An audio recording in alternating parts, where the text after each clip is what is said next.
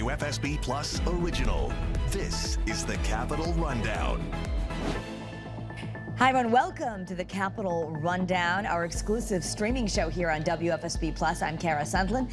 This is where we explore the politics that matter to you from both sides of the aisle. And we have former House Speaker, Republican Themis Klarides. Thank you for being here. And Democratic strategist Tickey. Thank you for being here.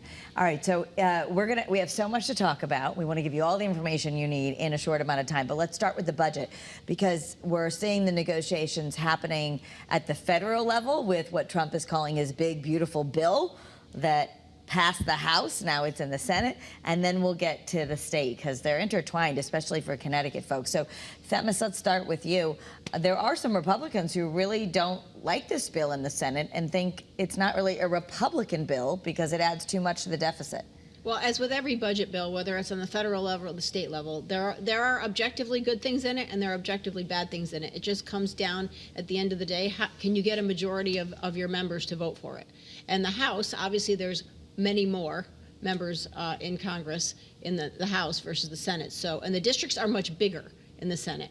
So their needs of wanting to get reelected and the needs of their constituents are also different. I think that's a dynamic you're going to see now going forward, that they're negotiating it in the Senate.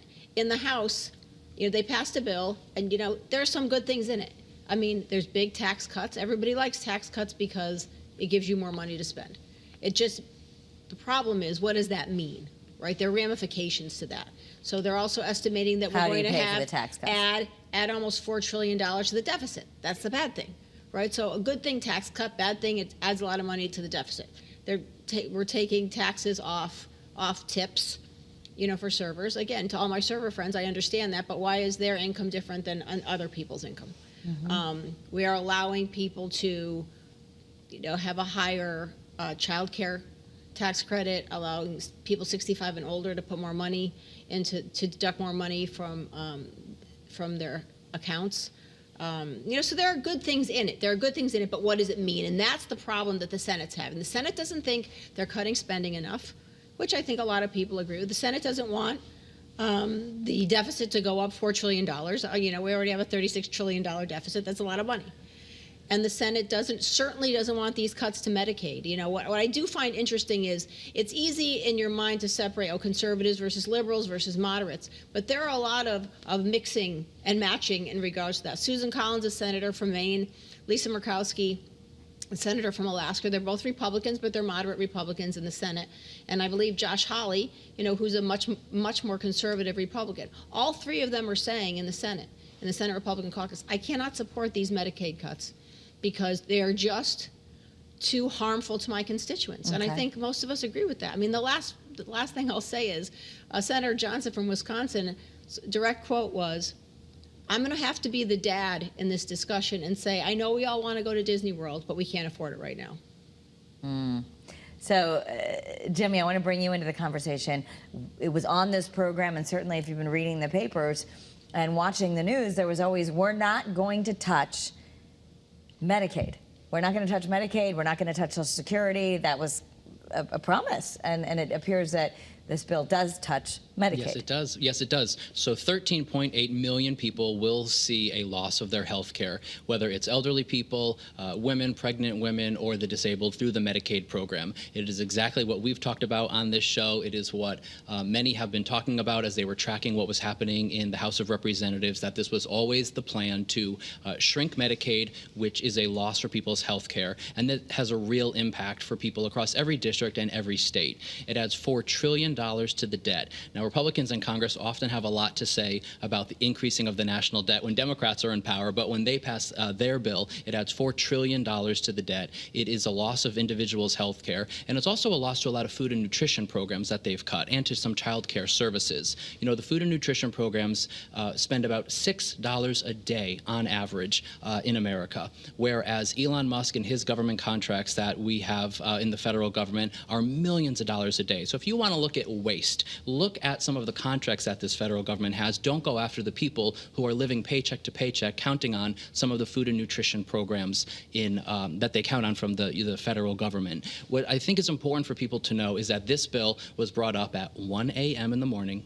and it was passed at 6 a.m. Republican leadership did not want members to go home over the Memorial Day weekend and hear from constituents because they knew that they did not have the votes to get this passed. And this passed by one vote in the House of Representatives, which really goes to show that every single vote, whether it's us voting at the ballot box or every single vote in Congress, really does make a difference. A few Republicans voted against it or chose not to vote, but ultimately it did vote by one vote. And so, yes, now it goes to the Senate, and that is really going to be a conversation among the Senate to see, do we want to have a bill that only increases taxes for multinational corporations, that adds $4 trillion to the deficit, and does this harm, which really will affect working people, but also states, as states are looking at their Medicaid dollars as well. So we have until September when we need to have a federal budget passed, and so we really can have a summer of organizing and of activism, of reaching out to our senators and talking to them about how devastating these cuts could be, because the Senate may make some changes from what the House bill was. And let's not be hypocritical about 1 a.m. because I would have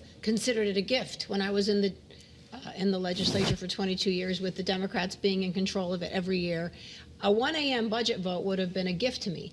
I one time started session at 10 a.m. in the morning. We didn't vote on the budget till 10:30 a.m. the next day.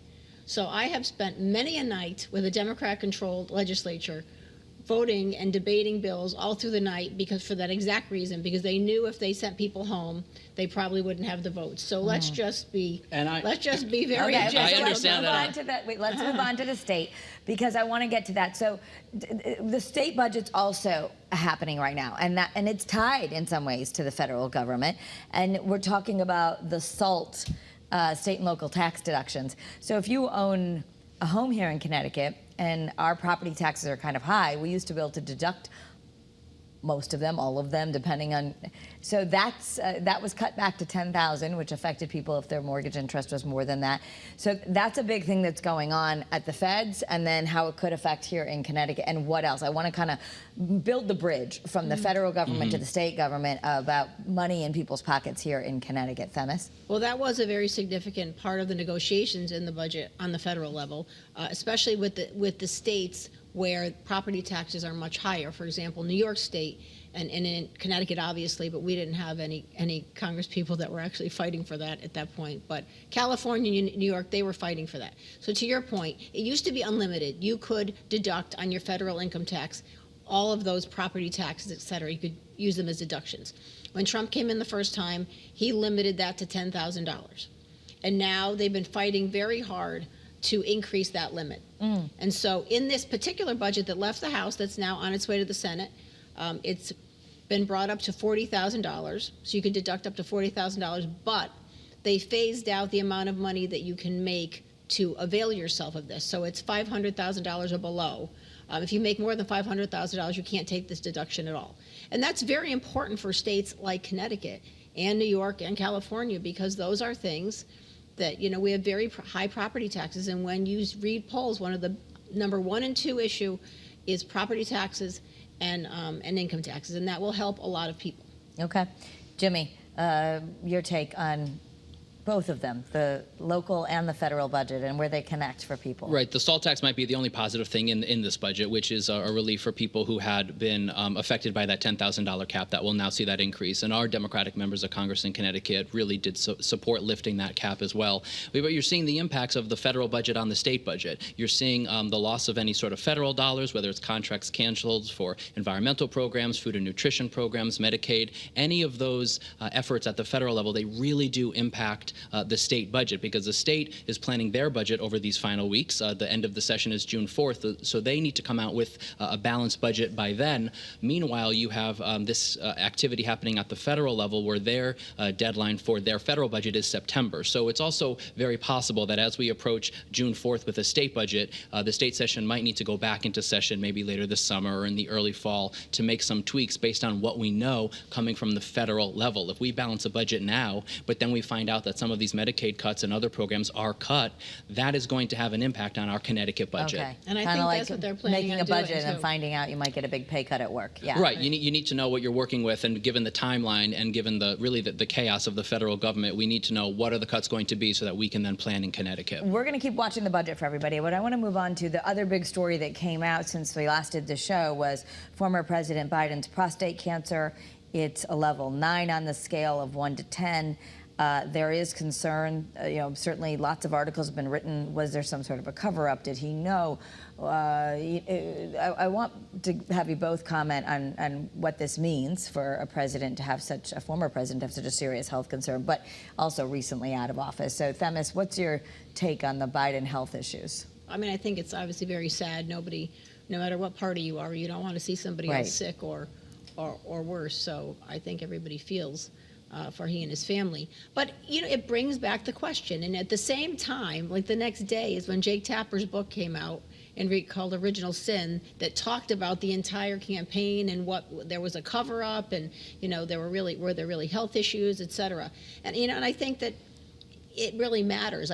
What was interesting yesterday, I mean, I've read part of the book so far, but it talked about how our own Governor Lamont was involved in these conversations at one point, saying, maybe since age has become such an issue, maybe you should just not run again and just take it off the table. So then we don't have that conversation. And there were other governors from other states who certainly didn't concur at the time. So he actually was thinking, maybe this isn't the best thing for you to do. Governor Lamont was, according to this book. Yeah. And of course, God bless the Biden family. Nobody wants a human being to be suffering like this. You mentioned that there was some talk that maybe his own personal doctor also wouldn't have done certain tests. Right. And they said his personal doctor has become a close personal friend throughout all these years he's been his doctor. And he had said, I mean, there's all this is speculation, right? But I mean, part of the speculation is, did a man of his age, that number, that Gleason score, and that PSA normally is on the higher side. Yes, even 50% of men his age would score positive. Prostate cancer. So there could have been an issue where he was afraid to even have him be tested, or he didn't want to be tested, because then it would become a news story, right? Because there was also already enough news stories about his mental capacity and his physical health and everything else. That could have been the case. Because they do say that this doctor was such a lover of Joe Biden, he had become a close personal friend, that if he had seen a test that said that there was something wrong, he would have never just ignored it. He would have never done that. To get that's whatever just, he needs. based on his relationship and his respect and love for the man. Jimmy, what do you know about this, and what's your take on former President Biden's health? Well, look, none of us are doctors. None of us really know. It is speculation. From what I understand is that when a man is over the age of 70, the PSA score does usually become much higher, and that is why that men over 70 are often not even suggested to go and get the tests. Every year, the president did release, his health records and any sort of health assessments, and the last time, according to his health records, he was tested for this was 2014. So that would track with once he was over the age, of 70. He began to not get tested for this. So it is a very serious diagnosis, and it is something that he and his family are going to have to treat and to manage. And so I'm thinking of he and his family at this time. None of us know. And also there's reporting coming out now that, we didn't have at the level we had, back when it theoretically was happening last year. I think, it's possible that the president should have stepped aside, earlier than he did, whether it was in 2020 saying that he would be a bridge, and he was elected pretty resoundingly in 2020, and then being a bridge to what? I don't think many of us wanted him to be a bridge to a second Trump term. And so whether that was deciding not to run again, or if he did decide to run again, to ultimately come to that decision sooner, to not see the campaign through. By the time he did step away in the campaign, we were 4.5 weeks away from the DNC. And as this book reports, Governor Lamont did have some comments that are now coming to light. But also in real time, Congressman Himes did come forward. At the time was unpopular, but did say pretty early on that the president should step aside. So you were seeing some of this activity, but by the time it was happening, you were several weeks away from a Democratic National Convention. Okay, so I want to get on to our local issue of the Pratt check, but I want to ask you one thing. We have another president in the office right now who is also older, in his 80s. So should there be a rule in America? People have talked about this. Should there be an age limit? Should there be more forced testing as people who are now getting an advanced age and holding this office? I think an age limit is difficult in a way, because we all know people that are the same age, and one of them is, seems and acts and has the capacity of somebody 20 years younger, and one of them has the capacity of somebody 20 years older.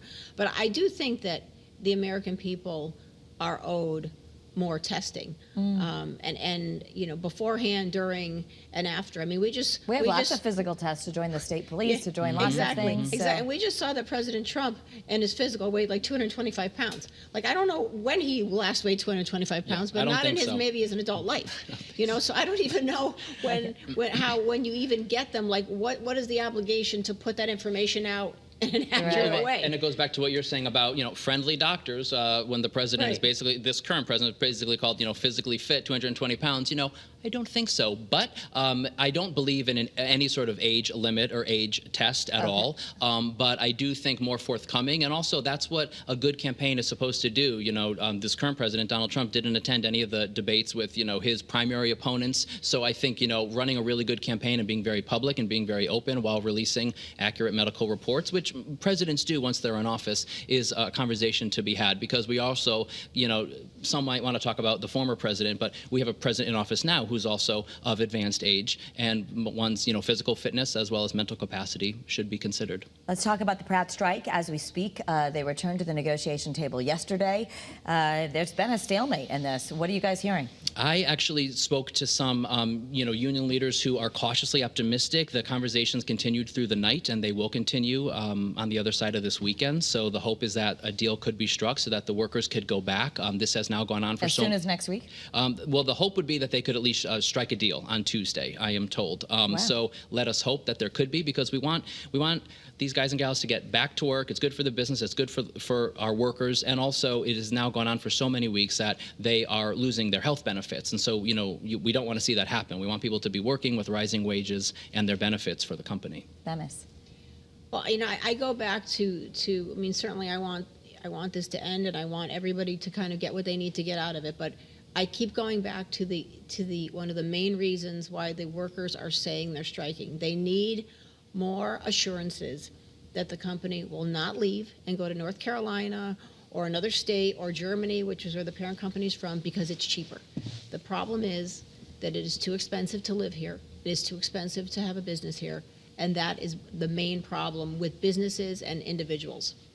Okay. We'll leave it there for the Pratt strike. Of course, we will be bringing you all the breaking news on Eyewitness News starting at 4. And as we hear anything, you'll get push alerts to your phone. I just want to end with something fun. Our casinos are doing really well. They're luckier than other casinos. If you want to, I'm not advocating gambling, but apparently you can win at both Foxwoods and Mohegan. If you're going to gamble, come to Connecticut. If you're going to, do it at one of our casinos. Yeah, tell us about the story that you guys found. There was a survey done saying that Mohegan was the number 5th luckiest casino in the country, and Foxwoods was the number 8th luckiest casino in the country. So come to Foxwoods and Mohegan if you want to gamble. Yes. They've got great restaurants. They've got fun things to do and concerts. I've been to both for concerts. And Jimmy met Martha Stewart. I met Martha Stewart over last weekend. I saw you getting your cookbook signed. It was a good thing. It was a good thing. She was great. And so she has a restaurant opening in Foxwoods this fall, I learned. So all more reasons to go and visit Foxwoods and Mohegan. That'll be very exciting. Yeah. I would go to Martha Stewart's restaurant for sure. I would too. Yeah. And maybe even see Mariah Carey. Yeah. And Mariah Carey. Apparently all my favorite things. All your favorite things. All right, so nonpartisan. There's love for Martha and Mariah here on the Capitol Rundown from both sides of the aisle. Thank you for joining us on WFSB Plus, where we stream exclusive local content just for you. Tell your friends they can download this app for their smart TV. You can also find us on WFSB.com. Just click on local news. It's all right there. And on the WFSB YouTube channel. Follow all of us on social media, and we'll keep you informed from both sides of the aisle. Have a great day, everyone.